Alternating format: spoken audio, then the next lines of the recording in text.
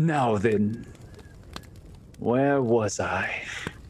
The children that were scattered about the floor of the common room looked attentively at the old man, waiting for a tale of faraway lands and heroic exploits. Waterdeep.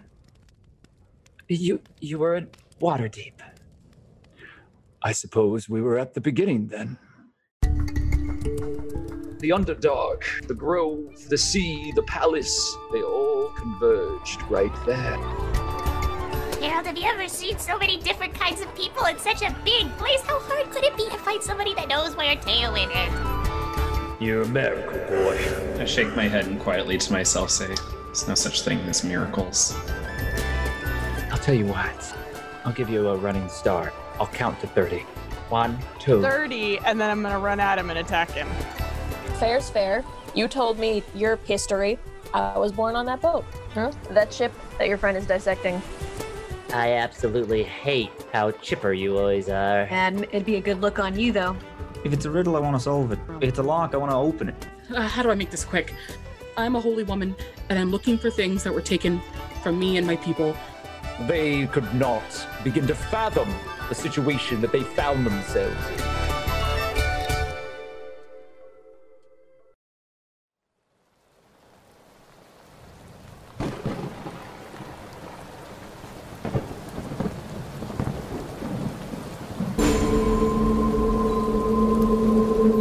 No one is certain when it began. The sky was racked with lightning. The air electric.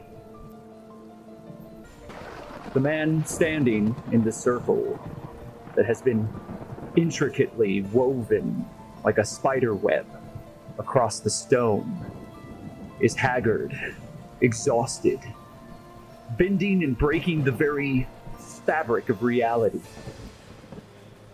His hair is tousled, and in his face he pushes it back, revealing tired eyes. The candles around the arcane circle burn low, each flame flickering with a desperate light. The words ring through the enormous underground ruin, though they are very softly spoken. They are carried by the weight of magic itself, and the weave reverberates with each syllable. The words that broke everything.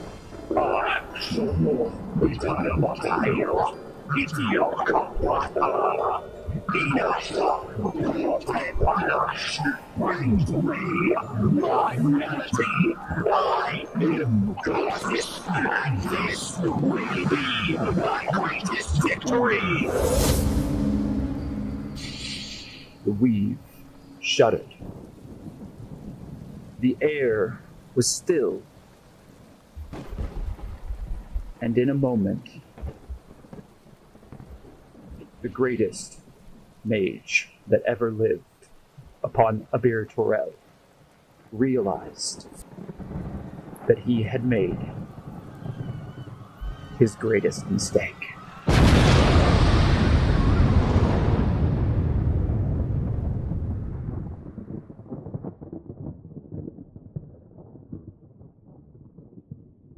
I need everyone to roll initiative, please. That was 9. a natural one. Whoa! What a good time. So, dirty 20 for Doddle. What did you get, Siraye? I got a 9. Juniper. I also got a 9. Maglo, did you get a 9? I got a 13. I got a natural one. No. And as per the house rule, whenever you roll a natural 1, I ask that you confirm it, and we'll see if you get another natural 1. That's a 5. Okay, well, close, but we didn't quite get there. That's all right, though. You will be going last, Hawke. I don't think that surprises you. You've made your way into the dock ward of Waterdeep, and this flat and very rough-looking warehouse building. This is known as Anchor's Rest, And Anchor's Rest is a shipyard. It is where the galleons and the merchant vessels of Waterdeep are brought to be repaired. They're dry docked here, and as Waterdeep is a sprawling metropolis, the dock workers in this area have come to start taking the ships and rig them up on these enormous cranes and winches that pull them up into the air and suspend them while they're being repaired, either in the warehouses themselves, on the rooftops, or along the streets.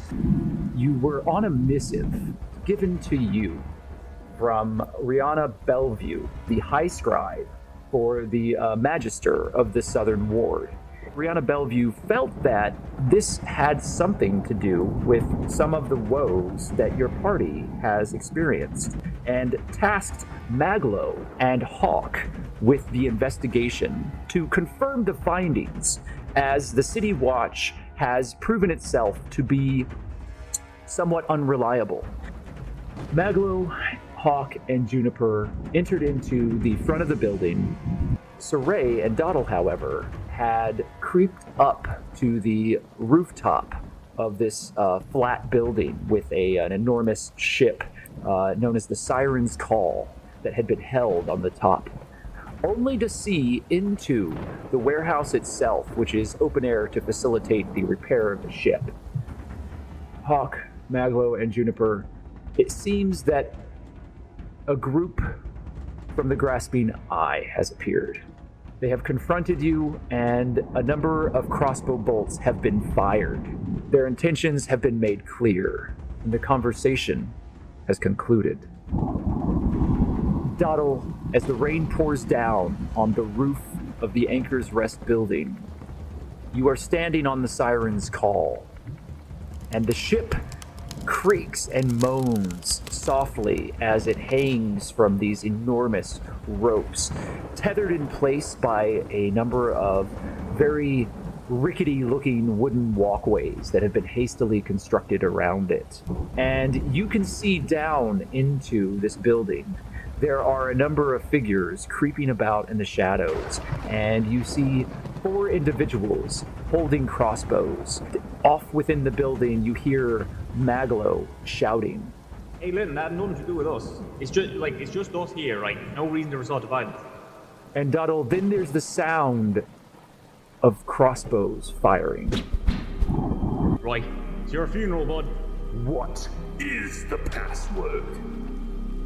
Knowing we don't know the password, and out of just pure instinct, I'm gonna shout down at the 4 guys. I'm gonna say, "Hey!" And I'm gonna cast Scorching Ray, please and thank you.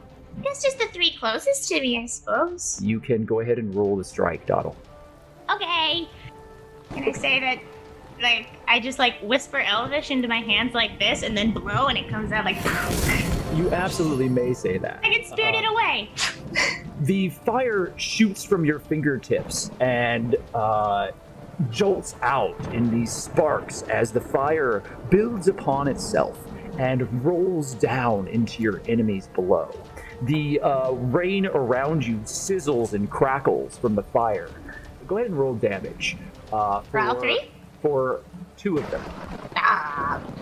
All right. 9 and 11. 9 and 11. So one of the individuals holding a crossbow is blasted by the flame and screams as they topple forward over the wooden railing of the warehouse, and it breaks underneath their retreat away from your fire, and they fall downward, and you hear a sickening crunch as the flame flickers from somewhere deeper in the warehouse. To everybody within the warehouse, immediately one of the people off in the shadows that you see up higher above you bursts into flames, shouts, and then topples forward, crunching onto the ground behind some boxes. You see the flicker of a flame further out. The other individual that you've hit, Doddle, immediately catches a flame and begins shouting as they frantically try to put themselves out, dropping their crossbow. The other individual manages to step aside as the other two burn in flames and avoids your attack. So some additional flame just kind of licks across the wet floor and does no damage whatsoever to the third individual. Do you want to take a movement action or a bonus action? Can I shout something before I hide? You may. Can they see Siraye? Yes. Sorry, Siraye. I want to shout, "Leave my friends alone, you ruffians!" And everyone in the warehouse, you hear Doddle shout. You then run off, Doddle, and you hide. Where would you like to hide on the ship? What do I see on the ship? What are my options at the minute? Okay, so around the ship, you see that it is held aloft by all of these ropes and the walkways, and it is very stripped down. It looks like it has been very carefully packed away as it's been dry docked for at least a week. There are wooden deck areas that have been exposed, and all of the doors seem to be open. There's a number of crates and boxes here, and Their crow's nest? there is a crow's nest. It is on one of the highest masts of the ship, so you'll have to spend your move action climbing up that. Spider climb was concentration. What a shame. You're no longer concentrating. Shit, should have climbed up before I shot, but that's okay. It probably would have taken you out of range. Oh. And because also you wouldn't have been able to see as well into this area. It is below you. Well, I suppose that like people are climbing up in the crow's nest all the time. So is there like a net or something to get up there? There are a number of nets all about that you can climb through. There are ropes. There's other access up to the masts. So you start climbing up the rope. I'm going to make a perception check for you, Doddle. Okay, so Doddle, as you're climbing up the rope, you see a body lying on the ground on the deck of the ship. And it takes a moment, but you realize that it's lying in a pool of blood, and that it has the cloak and the armor of a city watch. Okay.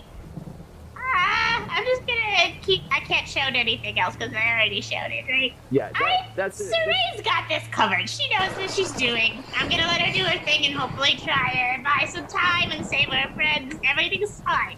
This is fine. We're going to come back to you then, Doddle.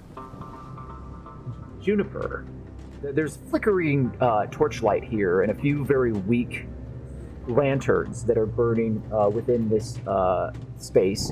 And in the darkness behind the large mountain of flesh that is standing with this enormous hammer in front of you, there are a number of individuals sulking in the shadows. You can't quite get a count on how many people are here, but it is numerous. And immediately you hear Doddle shouting, and there's a burst of flame.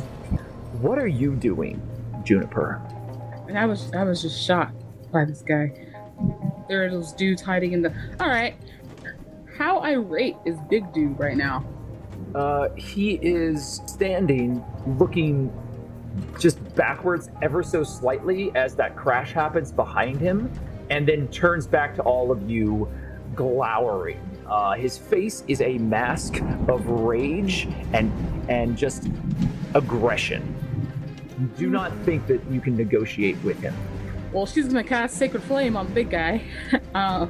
Okay, so you are currently standing behind a decommissioned crate. Am I behind? There's a cart. Yeah, there's a cart that has been somewhat disassembled. There's a wheel off of it. It is right. Yeah, it's right next to you. You do have a little cover from that. So standing behind this cart, you focus inward and you feel the energies of your shield as it sits upon your back, and it begins to radiate through you, and you feel your connection to the natural world grow as immediately this spark begins growing within your hands, and using the power of the Oak Lord, you reach outward, and this shot of sacred flame burns forward towards your opponent. Go ahead and roll the strike. 18. You do beat his AC, and you can roll damage. That's 4. Immediately, the large individual looks at you.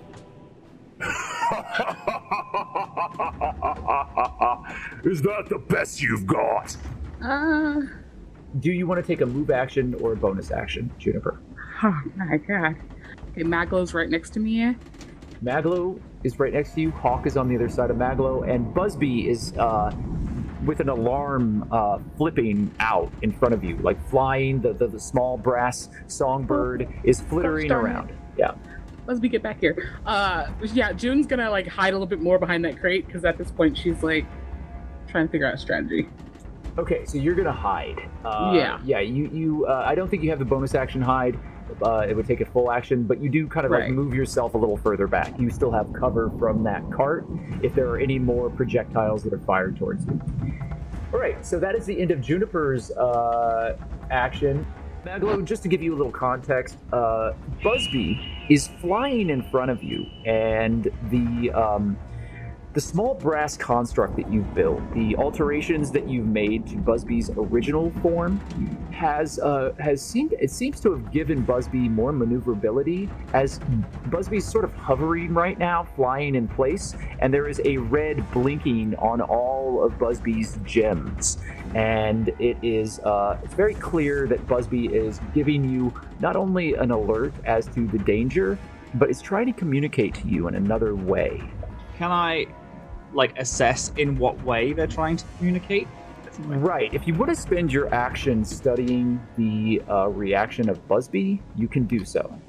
No, he's not gonna. He pulls the rifle off, pulls the lever of it down, and gets out like a few small components. And Busby, look alive, mate. And he's going to load a vial of this thick green fluid into the gun. You get one shot at this. He's going to look over like, right, I'm going to get one shot off and then I'm going to go to healing, all right? I'm casting Ray of Sickness, by the way, on him. All flavor for Ray of Sickness. Nice. If I could get Buzz to use the help action on that. It's also at second level. So there's a ranged spell attack. On a hit, they take 3d8 poison damage, must make a con save or be poisoned until the start of my next turn. Let's see if you hit first. 13, but I'm going to roll the advantage thing. Oh, cool. So is that 13 plus? Okay, so that will be 9 plus 7, which is 16. Here's the thing, Maglo. You aim your weapon, and you steel your nerves as you cock the hammer on the rifle back and aim, and you know that this shot is very important, and that what he said to you was probably true. If this man crosses the distance to you and engages, you do not know that you will be able to handle yourself in hand-to-hand combat with him. He looks like he could pick you up and break you in half. And so, as your rifle begins to level itself, you have a moment of doubt, and you feel yourself falter. But at that moment, a series of small lasers, harmless little lights, pinpoint the direct area that you are aiming at. Shooting across the room in the darkness, they land upon your opponent, and your aim improves. You fire, and you hit home. Roll damage. 20, but I add 4 because it is poison damage, so that's 24 damage. Then he needs to roll a con save or be poisoned. The difficulty for that roll, I believe, is a 15. Is that correct? That's the con save. Yeah. So you're not sure whether or not he's sickened at first. You do shoot him, and immediately he buckles for a moment under the weight of your shot. He takes a full step backwards, and he looks at you, and his face is pale and somewhat green for a moment, and then he swallows and looks at you with renewed fury. rifle. It was a good shot. Hawke, can you swap with me? And can I use all of my movement to switch places with Hawke? So Maglo can like duck behind these barrels as he reloads and gets his med pick back Hawke, out. it is not going to be Hawke's action. Hawke is kind of he looks dazed. You know Hawke, and you've adventured with Hawke for a while now. He's sort of staring off into the distance. I thought just snap in front of him. Look alive, bud.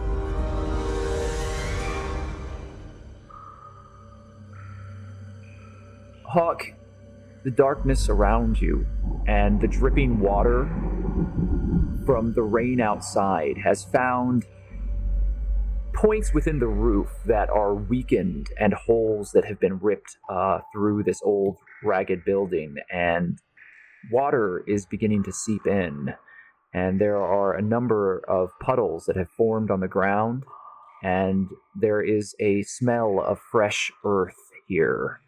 And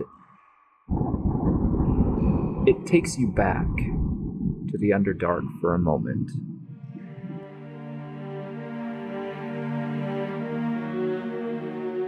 You are within a glowing cavern. There are strange, glowing, bioluminescent mushrooms and fungus and moss. Many people who have not adventured here think that the Underdark is always total darkness, and that's not true. There are many ways that illumination finds its way down here, but the light that it creates only reminds you that you are trapped, and that the darkness that surrounds you is endless and will eventually take you. You are standing with your sister by your side as the two of you stumble, dirty and lost, through a cavern. And you hear her voice. Hawke, I want you to remember something, no matter what happens. And there's the drip of water next to you, and the snapping. And Maglo's standing there. I need you to look alive, bud, right? Come on. Swap with me, because that guy's going right after me, and I tell you what, I can't take that hit, but I know you can. You're able to move Maglo, Hawke is not. So you can position yourself in Hawke's general area, but you're going to have to take a step back, and you're kind of pushing Hawke forward. I will allow it if you make a strength check. Which is not great. He's not a strong lad. No. Okay, yeah. Mag's gonna try and, pull Hawke into his area and then switch. So you are pulling at him, and he's not moving. And his distraction has made it kind of awkward. You are standing in this moment. This man is coming towards you, and you're currently trying to pull your armored friend out in front of you. Okay, so you end up kind of ducking behind a crate. Yeah. You are now standing behind Hawke, behind this crate, and you are further back out of the direct range of the opponent that is clearly coming towards you very shortly. It is now your opponents are going to act. The first thing that happens is there is another volley of crossbow bolts. Currently, Maglo, you are concealed. They are rolling with a disadvantage on both Juniper and Hawke. 3 crossbow bolts that are coming. 2 are going towards Hawke, and 1 is going towards Juniper. You are AC 19, and Juniper, you are AC 14. Is that correct? Juniper, you get hit once, and Hawke, you get hit once. The other crossbow bolt hits a barrel in front of you, Hawke. Juniper, you take 2 points of damage from the arrow as it just scrapes across your shoulder, shooting past you and hitting the stone wall behind you, ricocheting back and then falling to the ground somewhere in the darkness. Hawke, you, however, you take 9 points of damage as this crossbow bolt hits its mark right in between the junction of your pauldron and your breastplate. It is a very good shot. Oof. Yeah. So then you are at 48 hit points, Hawke. Is that correct? Mhm. And Juniper, you have 47 hit points.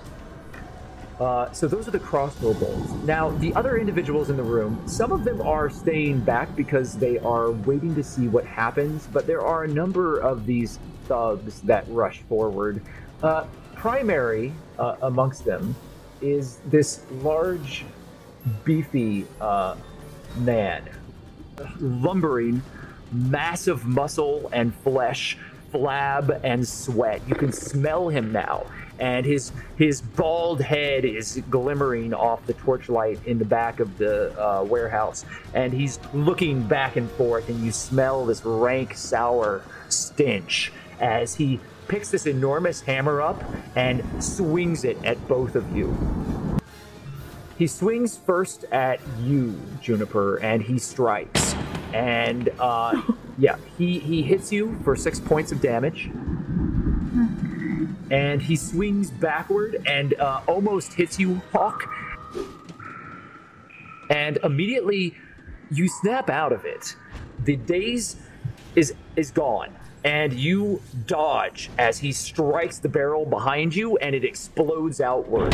And wood splinters into the space behind you. Maglo, you hear this crunching of wood as you see this behemoth of a man assailing both of your friends. Busby is flying nearby and is still pinpointing him with these little lights. The other individuals, one of them is able to get a strike off at you, Juniper. The others are not because they are currently climbing. This individual is holding a scimitar. He swings at you and misses. So his blade kind of chops into the cart right next to you, and wood and that other wheel cracks as the entire cart kind of falls downward. I'm going to make the other thug make a dexterity save as the cart is tumbling beneath them. And they fail, so the other thug now has toppled downward and will need to spend a turn standing up from prone. It is startling, but it is a stroke of good luck for you, as you are currently at 47 hit points. Is that correct? Now 41. Siraye, Doddle has just shouted, "Leave my friends alone, you ruffians!" You are standing on the deck of the Siren's Call, and I'm going to make a perception check for you. It's a natural 20. I'm going to roll again to see if you get another natural 20. You did not. As Doddle shouts and begins climbing across the ropes that are tethering this ship into place, you can see that she's making her way up the mast for higher ground. And as she does so, you notice a number of bodies that are scattered across the ship here. This is City Watch, and they have been murdered. Additionally, because you got a natural 20, there's a creaking across the ship, and you do not think that you and Doddle are alone. Doddle, keep going. Get the high ground. I'm gonna ready myself, but I'm gonna try and find a place on the ship where I feel I can get the first strike as soon as they get onto the deck. Okay, so you're going to put yourself in a position and ready your action for anything that exposes itself or comes within your range. Is that correct? Yeah. Is the noise coming from on the ship already, or like... You're hearing floorboards creaking within the ship, and it seems like multiple people are moving about in the general deck of the ship. So okay. This is not from below, and you're not in danger from the individuals in the warehouse, because while you have an advantage on them and you can kind of fire at them, unless they start shooting crossbows at you, there's no real way that they could quickly attack you. Okay. I'm gonna position myself somewhere near, I guess, one of the doors that leads onto the below decks of the ship. All of the doors are open, by the way. Kind of hide in the corner so when someone pops out, I can whack them. Okay. So you do, after a moment, you do see something. And there's no creaking, there are no footsteps that accompany the appearance of this figure. It just appears from below deck. And it is floating. It is a gurgling, drooling creature with a single giant eye and 4 eye stalks. It is small. It's about the size of a cantaloupe or a melon. And it floats with a slavery mouth onto the deck. And Gross. It is looking Disgusting. about the ship. It is beginning to turn towards you. What do you want to do? Wait a fucking minute. I leave for 2 seconds to go get my cat out of the room. What the fuck are we dealing with right now? I come back and Matt's just like, ah. What the fuck is that? I'm pretty sure it's a baby beholder. What? You see this here? Yeah. Yeah, look at it. It's a baby beholder. Wait, It's a little dude. You fucking kidding me right now? Are you going to strike this creature? Yes, I'm gonna strike this thing. All right. It's terrifying. That was more of a procedural ask. I just need you to roll, okay? That noise that you made, Siraye's like, no. I'm gonna try and smack it right in the big eye and blind it. Are you technically hidden because it hasn't seen you yet? Yes. I'm You gonna get an advantage. opportunity. You get an advantage. So I do twice, right? You roll twice and you pick the higher. 16. I also want to do an unarmed strike after that, but Okay, so I get a bonus on you that. have struck with your spear. Go ahead and roll damage. So then you do 6 points of damage, and this gurgling creature immediately is batted out of the air and bounces off the wooden deck like a ball, like a child's toy. Does Siraye also get sneak attack damage because it was with advantage? She did you not have your sneak attack damage on there? I don't know how to do that. Don't worry about it right now. Just roll 3d6. It's very important right now that everybody be clear about their mechanics. If you don't get it right, that's okay. We can kind of track back, but I just want to make sure that you're getting every advantage that you have. This fight has been built to be challenging. Okay, so 12 additional points of damage. So here's what happens is the creature hits the ground and then it looks at you, and the sickly yellow eye immediately turns its gaze upon you, and the 4 eye stalks turn towards you, and you can see this weird energy begin to build up in the eye stalks, and it looks like it's about to shoot some sort of beam at you. And instinctively, Siraye, you pull back and you stab back with your spear and impale it, and leaking this black viscous fluid. And then out of its mouth, What are you doing here? You don't belong here. find them, and it dies. It is still impaled on your spear. It is disgusting and it's sizzling. Okay. Gross. Yeah. You see Doddle climbing up. Doddle, you see this from above. You think that if there's anything else on the ship, that they're aware that you're here. Siraye, is there anything else that you'd like to do in this moment? And yeah, I want to get my spear and hide again. Okay. So go ahead and roll a stealth check. I got a 16 on my stealth. You step behind a big wooden decking area that has a curvature to it, and you're able to hide behind that. So you are now out of sight. Yeah, no, you actually have to forcibly put your boot on him and push this thing off your spear to get it away from you. And then you duck behind the ledge, and you are completely hidden. There is sound from the general area, and Doddle and Siraye, eventually, as you're up in the ropes right now, Doddle, but you see 2 more of these creatures appear. They come out from the bottom of the deck and they're floating, gurgling, and their eyes are kind of peering around as they seem to be searching for something. What are you doing here? Oh, no. Help! Help! We're under attack! What is that thing? Below, in the warehouse, Hawke, you've come to. You are aware of your surroundings. And you have been hit by an arrow, a bolt that has been shot from the darkness in front of you. And there is a bulky, terrifying mound of flesh that is standing before you. His flop sweat, the sour stench of his body odor, is reeking across this warehouse, which already smelled musky and old. You are brought back into the moment as a barrel shatters in front of you as he barely misses you, swinging this enormous maul.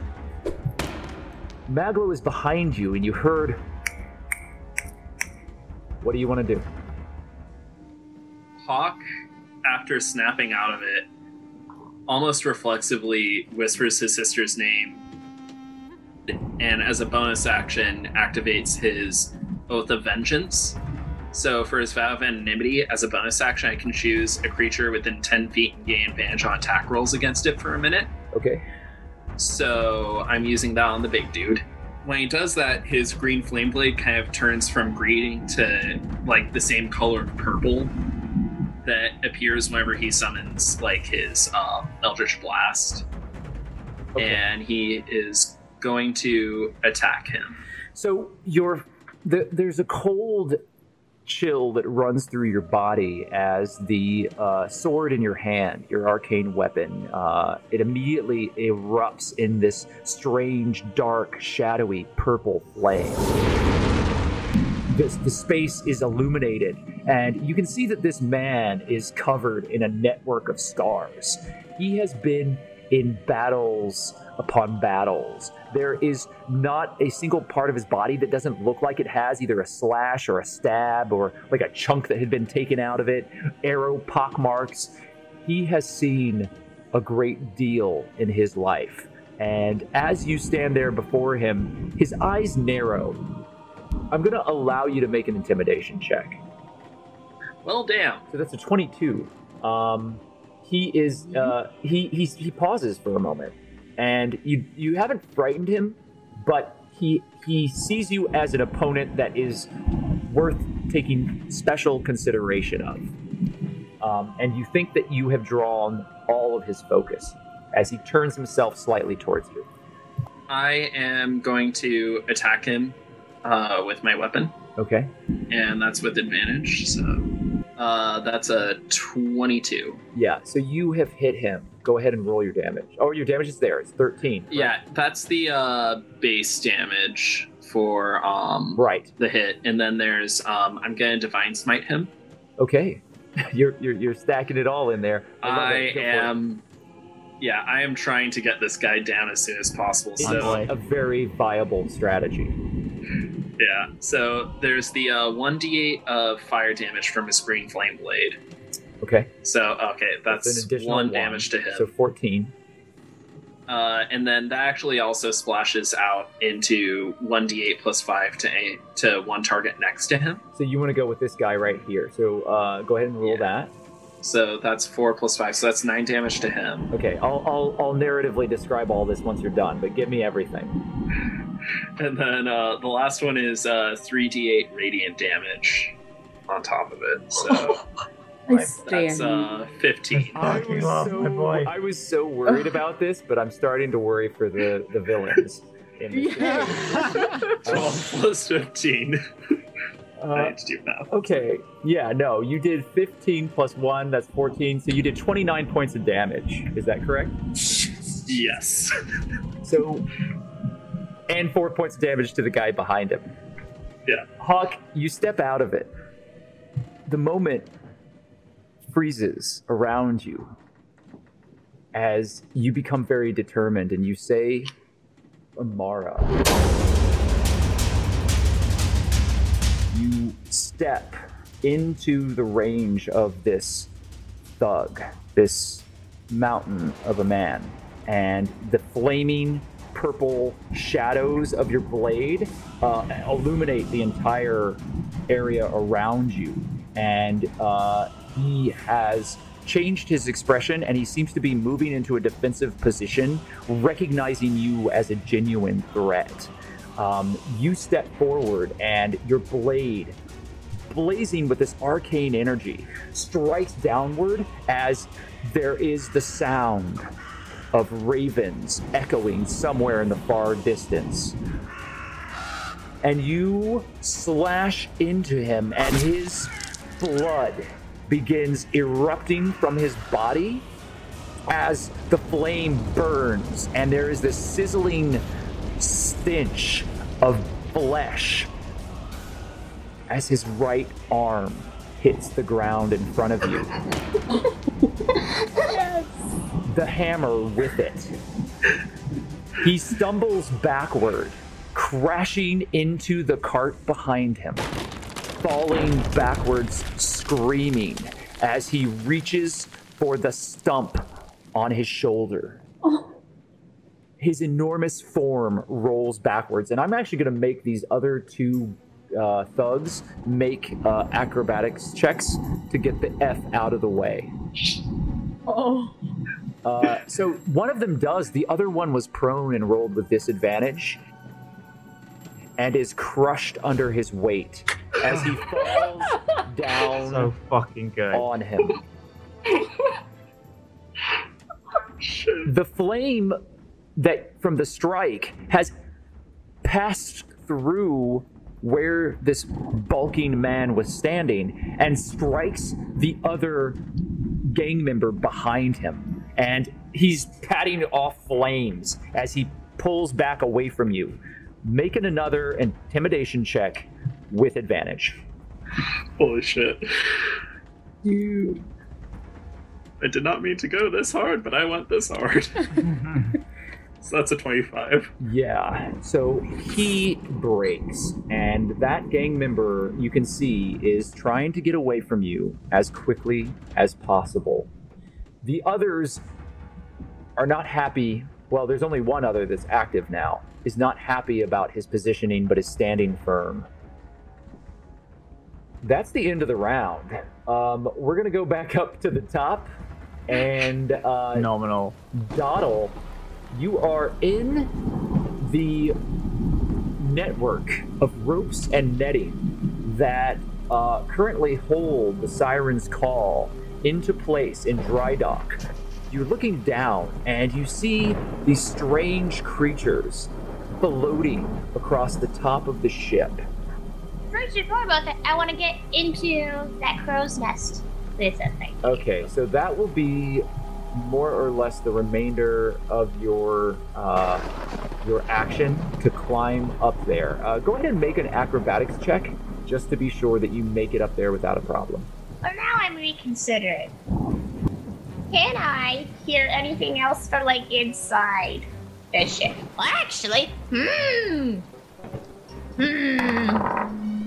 You don't hear anything else. Well, I mean, Siraye beat that other beholder pretty quick, so maybe I don't really have anything really to worry about. If these are in fact beholders, they are much smaller and much apparently weaker than you would have expected. Oh, we're fine. I'm gonna climb up to the crow's nest, please, and thank you. Okay, so you need to make me an acrobatics check. Tick, tick, tick, tick. Wow, well, I rolled a 10. There's 13. That is fine. You very slowly and carefully make your way up, because as you get higher and higher up on the masting of this galleon ship, you start to realize how high up you are and how tenuous your grip is. And so you start being a little more careful, and it takes you a little longer, but you very carefully and somewhat nervously make your way up to the crow's nest. And you finally make it to the basket and pull yourself in. And I picture she like rolls over the top and just Yes, that is your action, Doddle. So you are now securely up at the top of the mast. Below in the warehouse, Juniper, you have just witnessed murder. His arm is off. He's not quite dead yet. He is bleeding profusely and screaming bloody murder. His enormous form, while huge and hulking, and his voice has been low, it is a shrill, horrendous shriek that is coming out of his mouth right now. Hawke, you and June are gonna have to talk. Second. Is he like in a position when he fell that the cart would be in front of me? Blocking you are in front of the cart. He crashed into it, and whereas it was already damaged from the attack of the other gangster, he has broken it, as now it is shattered spiky wood that is scattered across the ground. It was rotten and old, and he landed on the other thug that had fallen, and that thug is not moving right now. Spiky wood, you say? Yes. All right, let me. I love the way you phrased that. Okay, well then I'm just gonna be kind of crude about this, and I'm gonna thorn whip the crap out of this guy's eyes. That's what I'm aiming for, his eye sockets. So to be clear, you are thorn whipping the big guy lying on the ground. Yes. Okay. Go ahead and roll to strike, but he has a disadvantage. He's prone. Okay, so you've hit.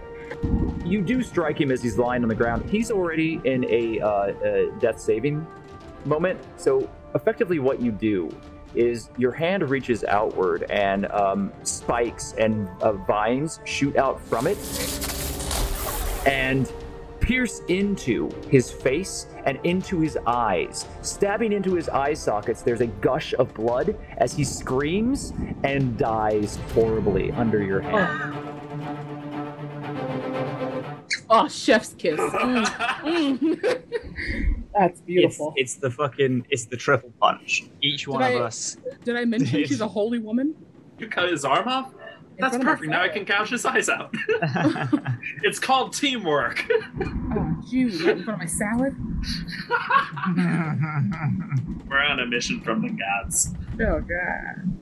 Okay, so he is definitely dead now. You've effectively put this man out of his misery, and his large hulking form is spread out across the shattered cart and is no longer moving, with the exception of a slight twitch from his hand as the last of the life leaves his body. The thug that was underneath him has also stopped moving. You do not think that he's alive either, although it would be hard to tell, as the figure is surely being smothered, and there is no way to examine him currently without moving this massive corpse. This doesn't sound bad. Do I still have a move action? You do. Can I jump on the dead big man? Yes. Like with my feet? You can easily jump onto the corpse if you so choose. Like, I just kind of want to like jump like a trampoline just in case the guy underneath is still alive. Just for some extra weight. I'm sorry. You are the most brutal cleric I have. Well, that's not true. You don't hear anything beneath him. Just make an acrobatics check. Yeah. So it's not graceful, Juniper, but you do manage to reposition yourself. You don't think you're going to want to be standing on this flabby man for too long. It's a very, very tenuous position. And his weight and his fat is kind of undulating underneath you, and you feel muscle, and his form is not very conducive to you being able to stand firmly and be prepared for any further attacks. So I would recommend on your next action that you reconsider your position, as you are finding yourself somewhat exposed. Any attacks on you while you're up here is going to be with an advantage, because you won't be able to move out of the way easily. Oh yeah. However, if there was anybody below him that was still alive, you think that the added weight might have contributed to their permanent death. Lit. Yeah. So with that, Juniper, we are going to leave you unless you have anything else that you'd like to do. Nope. Okay. Maglo, you have tucked behind the box and you witness all of this in front of you. Busby is immediately reconnecting the lights, and they start shooting off into the darkness, deeper into the warehouse. And you can see that there are other shadows there. Right, how many do you think? Alright, sure. Mag is going to take out a big bag of powder and just lob it as far as he can. And it's fairy fire. So it's just an automatic. Each object within a 20-foot cone, they are all going to roll a dexterity saving throw, or every attack roll against them are going to have advantage. Yeah, 15 is the save they need to make. As Mags gets up, he looks to the big guy, now armless, and Hawke standing there. He'll be like, "That's my fucking dude," and then chucks it, fires it.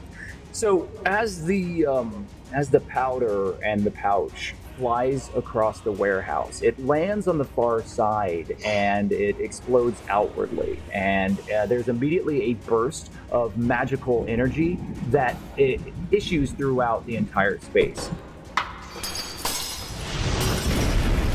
And immediately, all of the figures in the darkness are illuminated with this glowing powder. And you see a lot of coughing and individuals kind of like trying to brush this off of them. However, there is a very intense glow that is emanating from that area. It's a yellowish green kind of flickering light.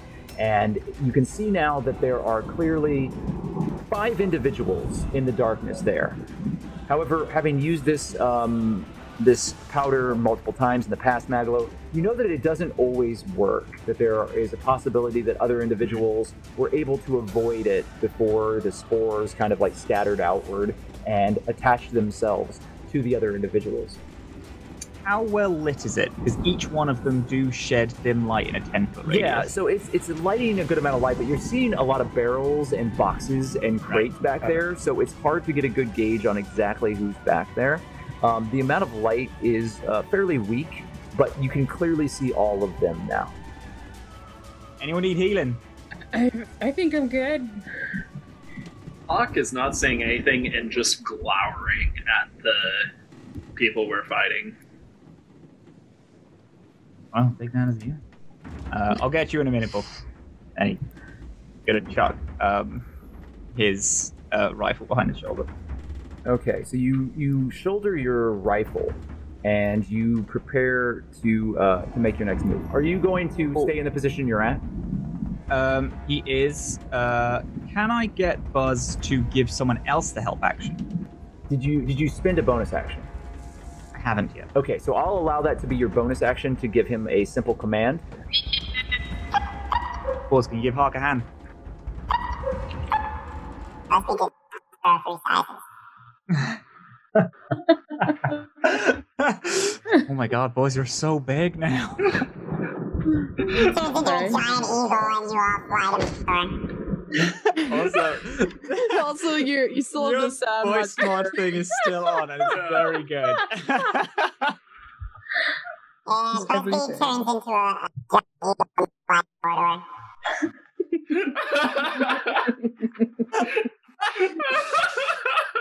Alright.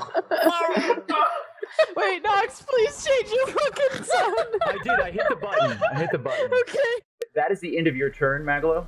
It's going to take us now to Siraye, who is above on the ship.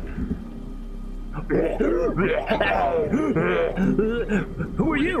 What are you doing here? You don't belong. What is that? Help! So are they repeating what the last one said before it died? Some of it sounds exactly like the one that died. Some of it sounds new, like other voices. And it seems to be some sort of imitation of things that they've heard.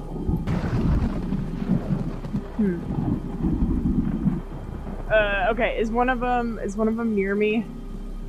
Okay, no, they're both. They're about 30 feet away from you. Okay, 35. I'm gonna wait. I'm gonna wait and hope to get the advantage if they come near me. Or Doddle. Okay, you are hidden, so you would perform another sneak attack if they get near you. They're currently searching, and I'm going to make some perception checks for them. Cool. Oh no. Oh no. No.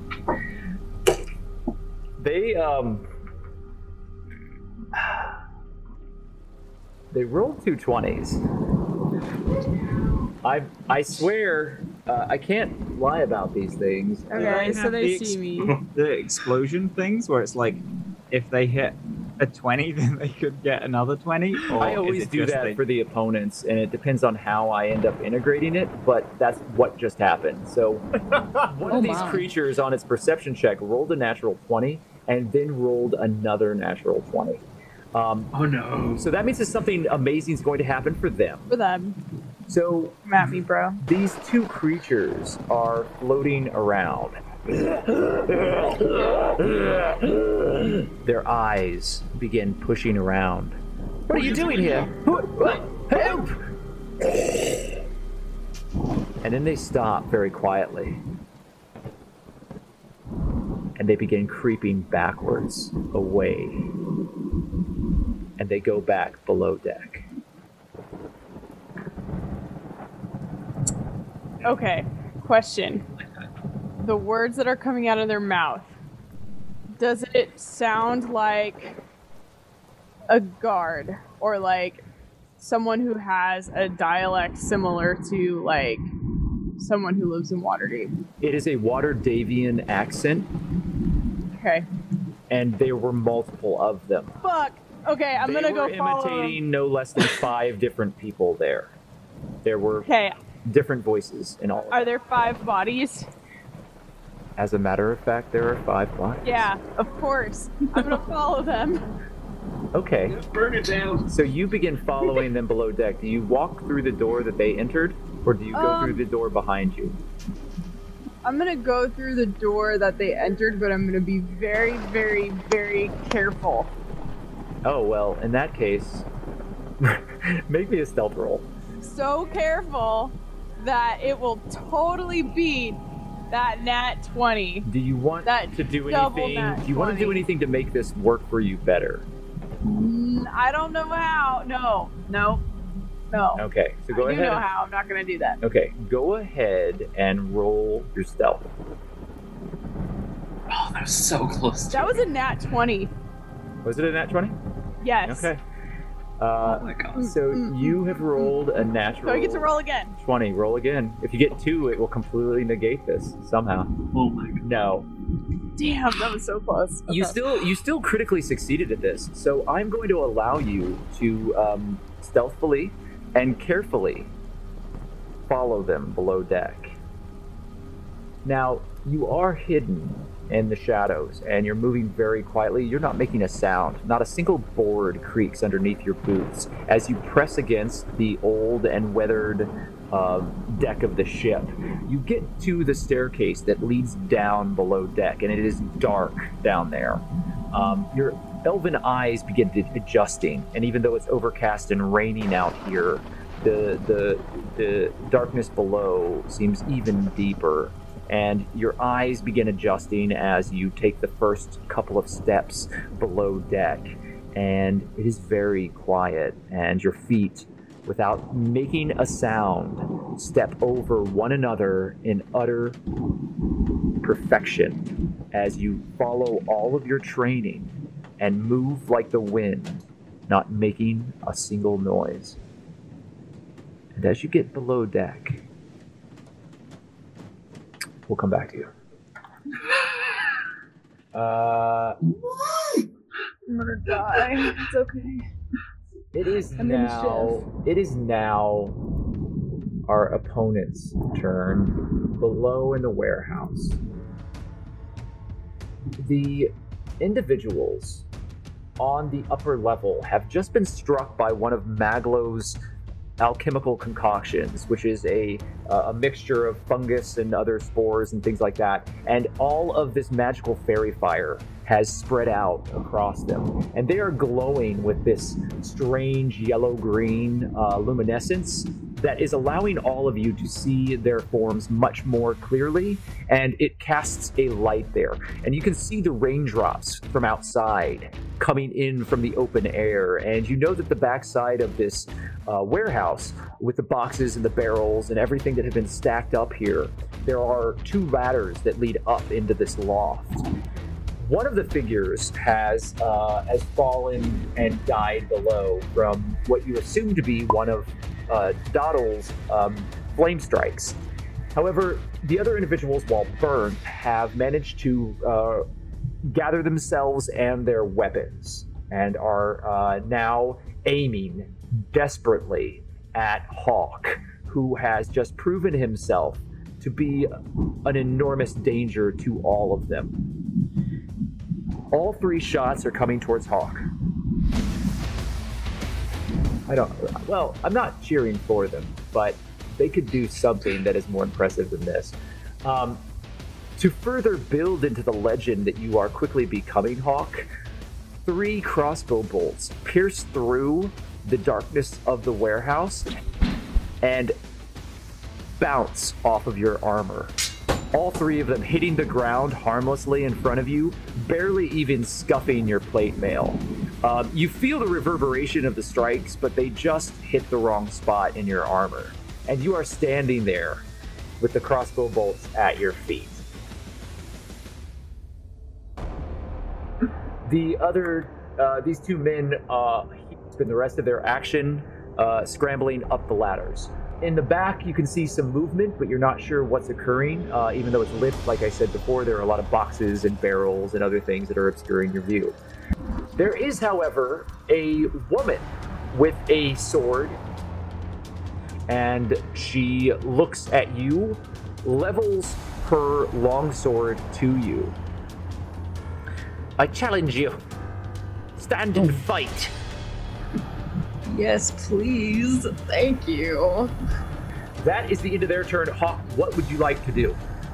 I am going to approach her. I have my sword over my shoulder, and I just look at her. Not with anger like I had for the bigger guy, but I just look sad. Please don't do this. Make a persuasion check. With a disadvantage. That's fair.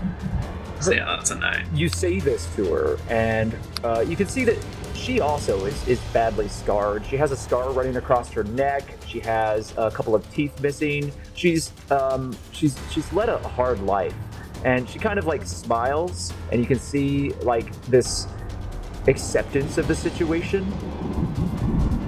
Coin's been paid. I'm fighting. Are you, coward? I don't say anything, but with a look of sad resignation, I am going to attack her with my greatsword. Right. Get advantage if you want, Busby. Yeah, you have Busby with you who's assisting you. Thank you for that. Not that you need it. With a 25. You step forward, and your first sword strike comes downward, and she moves quickly, to her credit. Her footwork is good, and you can see that she is a well-trained sword fighter. She, however, misses your strike, and your blades do not meet, and the flaming blade rakes across her as she steps backwards. And you can see that she holds her chin up and holds out blood, and you can see blistering burns across her face from your strike.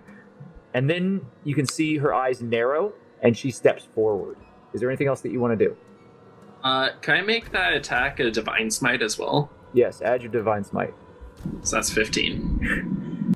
She holds her hand up, and then she looks downward, and her leather chest plate has been cleaved, and you can see flesh of her neck here, where there's gouts of blood that are pouring out, and her armor is soaked with her own gore.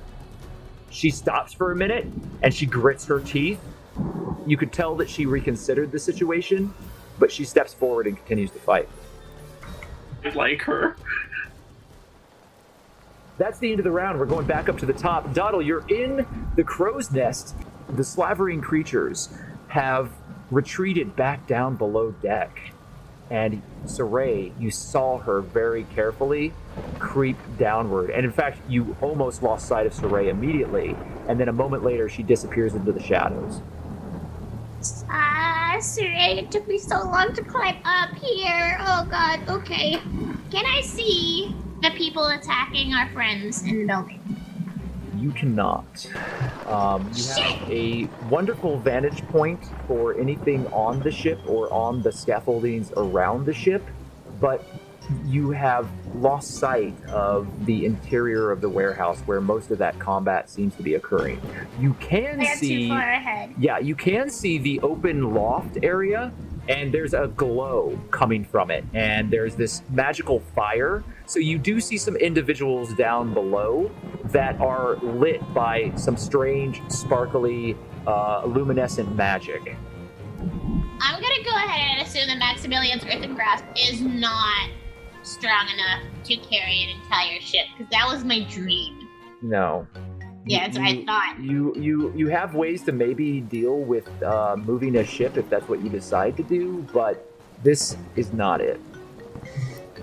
Well, shit, man, I don't know, because like I was like, maybe I could set the ship on fire, but now Siraye is in the ship, and I can't see the guy. I was like, I'll get a higher vantage point so I can be better at shooting the guys, but I can't see the guys, so I am like plumb out of ideas. Am I allowed to take suggestions from the peanut gallery, or is that like cheating? I think that you can take suggestions, but I think that Doddle would be able to make a decision if she just kind of focused and thought for a moment. It's up to you. Alright, give me a second here. I'm gonna learn to play D&D if it's the last thing I do! I love that those are Momo's thoughts coming out of Doddle's voice, but yes, I believe in you. You can play D&D. You could also climb back down if you feel that this is the wrong position. I worked so hard to get up here. So I know, like, the general area where they are. The people that I could see before. No, you can like on the upper level. You can pinpoint them. They're these magical auras that seem to be floating around them, and you can see them. Even though they're moving and there are boxes and things in the way, you are able to pick them out from moment to moment. Like, give or take 20 feet sphere? Yeah, you could do a 20-foot sphere. Yeah. You are quite a few feet away from them. I'm going to say you're probably like 100 feet away. So as long as your range allows for that. Just 100? Yeah. As long as I don't climb another 50 feet, I'm good. Okay, so I'd like to aim just slightly above them. So, like, worst case scenario, if I miss, I'd like to set fire to, like, maybe the top of the building or something. Okay, I'm gonna reach into my pocket, and I'm gonna be like, I'm gonna grab some bat poop. And I'm gonna, in the other pocket, be like, hey, grab some sulfur. She's not used to working with her hands, especially not with bat poop and sulfur. So she's like, this is so unpleasant. And you smash them together in your hands. And as you do so, a memory comes back to you.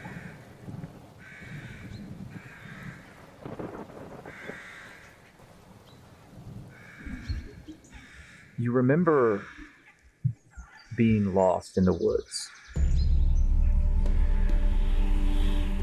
stumbling, tattered clothes and bruises and small cuts covering you, and your new goblin form being so alien and strange to you. You had made the journey here by that human vessel, that ship that just happened to be in the sea at that time, and you were able to sneak aboard and find your way below. You remember everything you had to do to survive. Eat rotten bread and garbage, dead rats, drink rainwater, hiding all the time from the people there, the harsh and foul men and women that worked that ship, as they went about their business, and you, a ghost, a shadow, lurking in the dark, praying to all the gods that you not be found, because you've seen your reflection. You're so used to being pretty, to being courtly and royal, and to being adored by those around you. And this twisted visage that you see in the shattered mirror on this ship is a nightmare. Strange, large eyes and sick green skin and these ugly floppy ears. You're covered in the shreds of the nightgown that you escaped in, but the fine elven silk has been ruined. It's now brown and yellow with stains from your survival. And you're on this ship now in this crow's nest, and the creaking of it in the wind reminds you of that place. But once you grab these components and you press them together in your hands, there's a familiar pulse of magic that you've come to know that gives you security. It's a power that you didn't know in your former life. It's something that you've come to need so desperately. That pulse of the weave as it works its way through you in ways that are unknown to you. It's a broiling storm within you, and you remember the first time that you found it. You were lost in the woods, and it was dark and cold, and the wind was kicking up. There was frost that was still hanging across the plants here, as morning was still hours away. You were chilled to the bone and shivering, your teeth were clattering, and all you wanted was warmth. You wanted a fire. Your pockets were full of things that you'd picked out of the woods. Berries and leaves and roots that you thought you might be able to eat, but didn't know everything here had been so strange. Something in the trees behind you is watching with yellow eyes, hungry.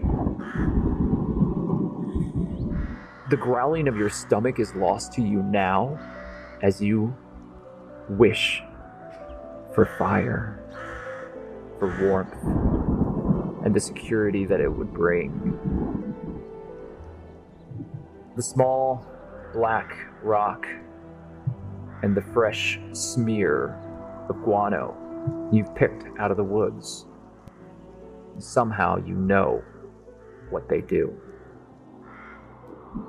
In all of your education in Teowin, in your time on the Isle of Evermeet, in all of the studies as a royal princess of your house, you had barely been able to conjure a simple mending spell.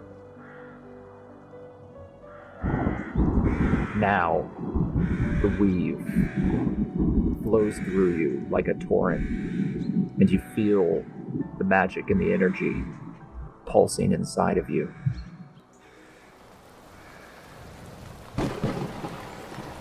Instinctively, you press them together, and you close your eyes.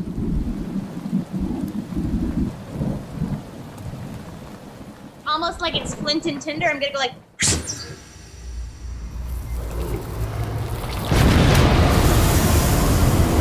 And I'm gonna cast Fireball on the dudes up top, please, and thank you! It automatically rolled it. You got a 31.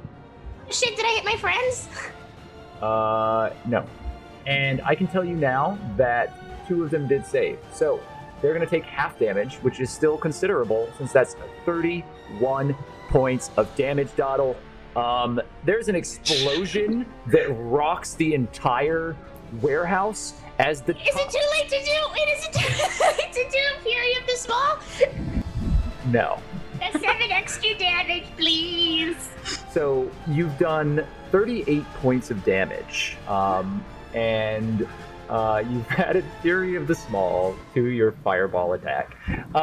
38 points of damage rocks the top of this warehouse, and the entire loft explodes outward. All of the boxes and barrels and crates shatter and burst into flame as it licks across in this eruption of heat. It's a small pinpoint of fire that just arcs down into the center, and then it explodes and expands outward and then pulls itself back together in a white, hot, burning mass of horrid fire.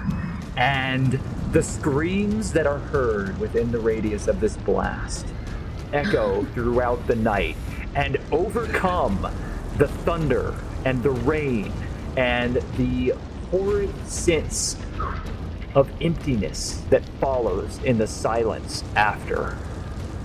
So let me just remove a few figures here. I am the queen. I'm your dictator. Dope. Yeah, she keeps that serious composure for a bit, and then like slowly sinks down back into the crow's nest. I mean, that's just worth it no matter what. So you duck back down into the crow's nest. Yeah. You hear screams and suffering below. I'm gonna hug my knees and cover my ears until my next turn.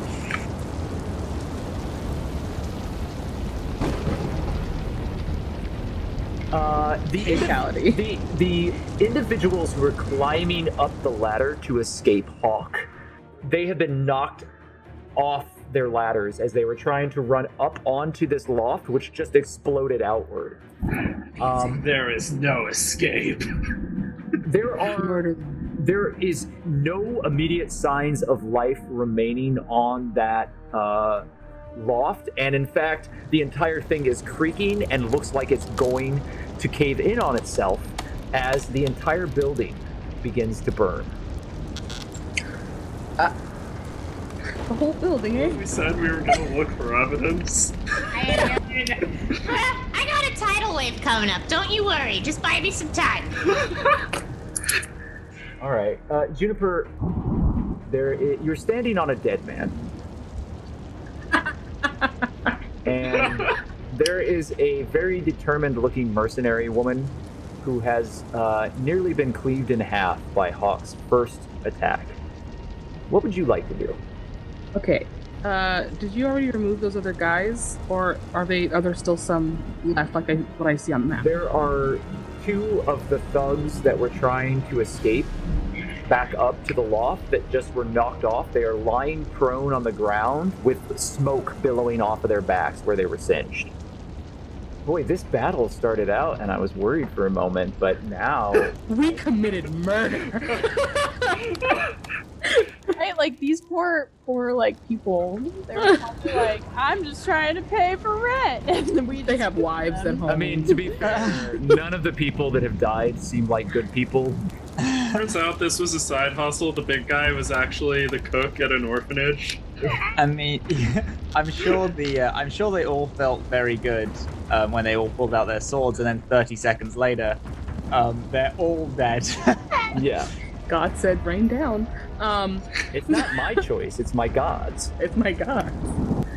So yeah, I'm gonna go ahead and do that. I'm gonna cast Spike Growth, but like starting right in front of that chick, because I want her gone. And then like the 20 feet back. Okay, so you're attacking the person who's standing.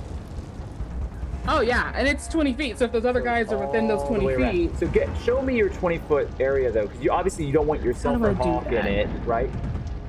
Well, the shield counts as living growth, so if you do plant growth or spike growth or anything, you can always use your shield as that point.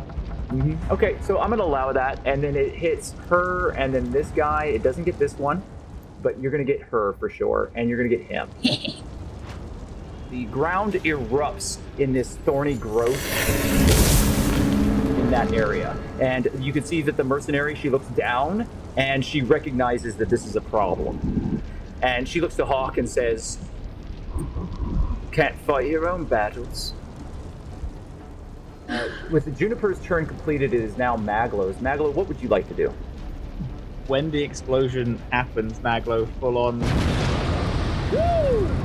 And then probably runs to Hawke. Oh no, actually no. Grabs a small, like one of his small needle, throws it to Busby. Busby catches it in their talons and jabs Hawke with it. So gonna cast Cure Wounds on Hawke because I can catch touch spells from Busby. Yeah, Busby flies downward, stabs you, Hawke. It's not that much. It's 12 plus 4, which is 16. You feel this rush of healing energy wash through your body, Hawke, and you immediately feel better after that momentary pinch of pain. Back and fall. And then he's gonna yell at the one mercenary from his very cowardly position behind a bunch of boxes. Can't fight your own battles. I mean, I bet if any of your friends are still alive, they'd be helping you out. Hey, keep her alive, she knows someone. Alright, so with that, Maglo, we will leave you. Siraye.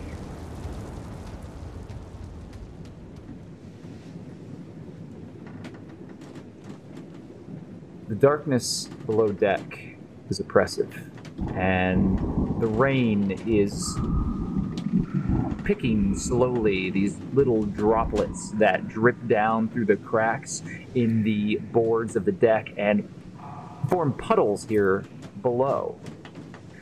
There are a great many crates that have been opened and scattered here, as if someone were desperately searching for something.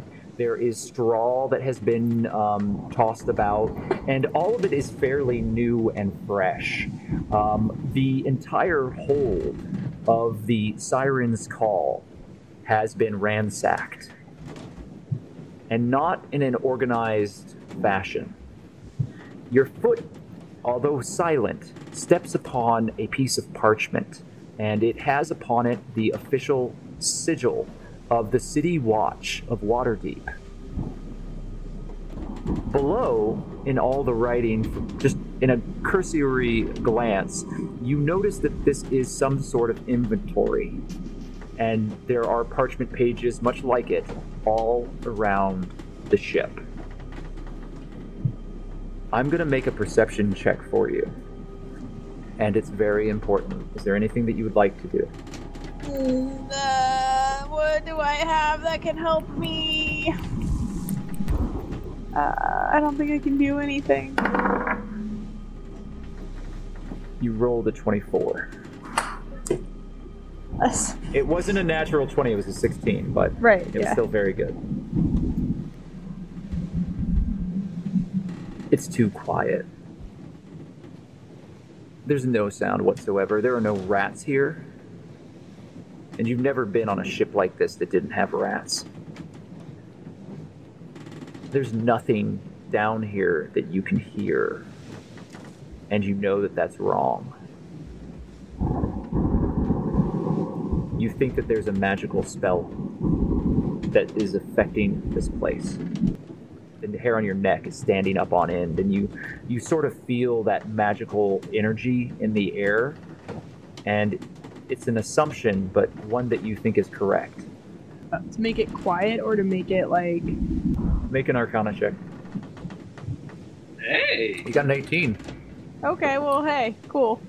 You've heard, you know that there are spells, you especially know that there are spells that are used to make areas silent, and you think that's what's happening here, because it's too unnatural. There's no sound at all. Like, there's no, you're not, you know you're being quiet, but you're not hearing the sway of the ship because it's kind of in the breeze right now. And as soon as you got down the steps and this water was dripping down, it got very quiet. And now you're watching these little pinpoints of water seep through the boards and drop from the ceiling into these puddles and not make noise. Your training has dealt with this in the past.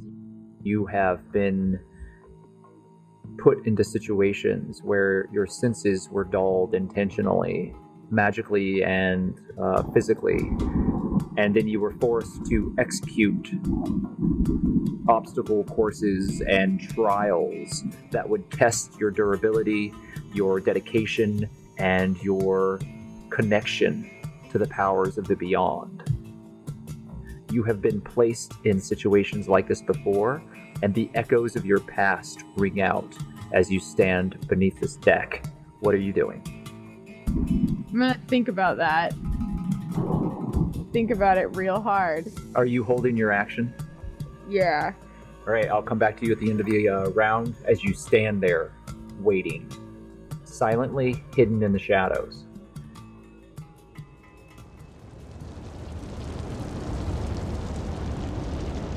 That brings us to our opponents, and Hawke, this mercenary woman, steels herself. She looks at the ground around her, and she attempts to step forward to engage with you. You need to make a roll. She steps forward without a problem, nimbly stepping over some of the vines and growth that you have in front of her. June, you can see that she is very skilled and that her footwork is that of a highly trained swords person. She has clearly been taught the art of the blade from a very young age. And Hawke, you understand this from your training as a paladin within the Temple of Lathander. You recognize all of the cues of someone who is more than just a hired thug. She steps forward and steels herself, blood gushing still from her chest plate. You are currently a 19. Her first strike is wide, and you step back as it just narrowly misses your face, and you feel the air in front of you part ways as she barely misses you.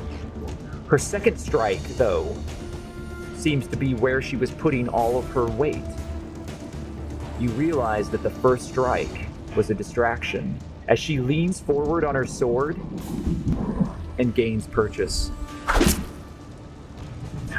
So disappointing. She rakes across your arm and does 4 points of damage as you feel a small gout of blood from the scratch that she's just caused you. She stands on the ready, and you can see that she is now parrying any blows that come near her, as she is now prepared for what you can do, and has read your actions and knows how you attack. Hawke, it is now your turn. What would you like to do? Hawke takes a deep breath. What's your name? Make a persuasion check at a disadvantage. That's pretty fucking good for a disadvantage. I did say disadvantage, right? Yeah. So yeah. It doesn't matter.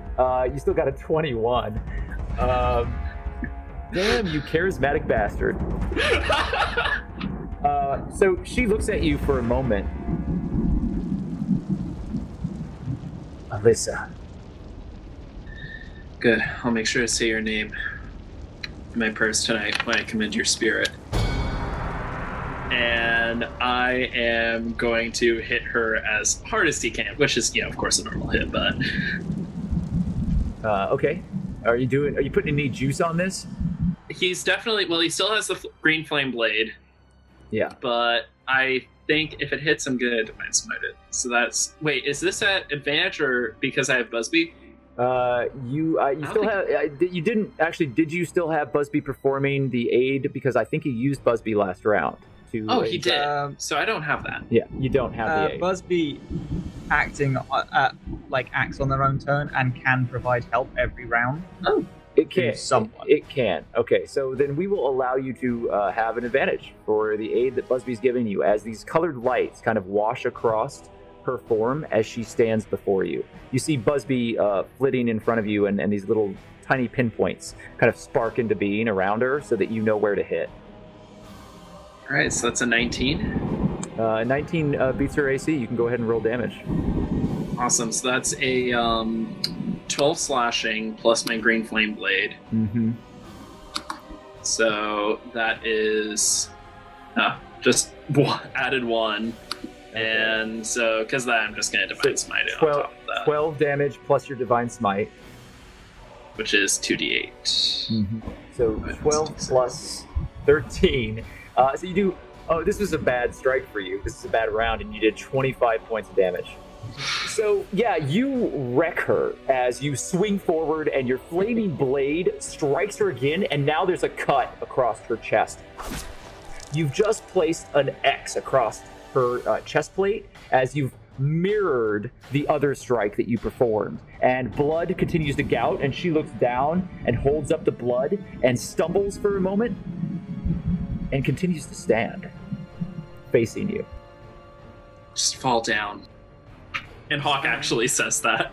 My name is Alyssa Hightower, and I do not yield. It is now the end of the round. Doddle, you are up in the crow's nest. Rain is pelting down on you. The flames from below are building as you hear creaking of wood beneath you. You hear shouts and screams, and you have no idea where Siraye is. What are you doing? Well, I guess I can start climbing back down. I mean, can I look over the edge and see what my fireball has done? I apologize. I just got a message about work, so I'm gonna have us take a break. Is that okay? If we No pause problem. here? Deck.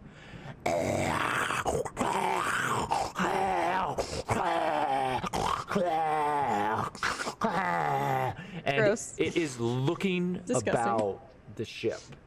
It is beginning to turn towards you. What do you want to do? Wait a fucking minute. I leave for 2 seconds to go get my cat out of the room. What the fuck are we dealing with right now? I come back and Matt's just like, ah. What the fuck is that? I'm pretty sure it's a baby beholder. What? His name is Mini-Me. Okay. I'm gonna try and smack it right in the big eye and blind it. You see this here? Yeah. Yeah, look at it. It's a baby beholder. Wait, It's a little dude. You fucking kidding me right now? Yeah, it's a little baby. no. My little holder, baby Nah, guys, F them kids.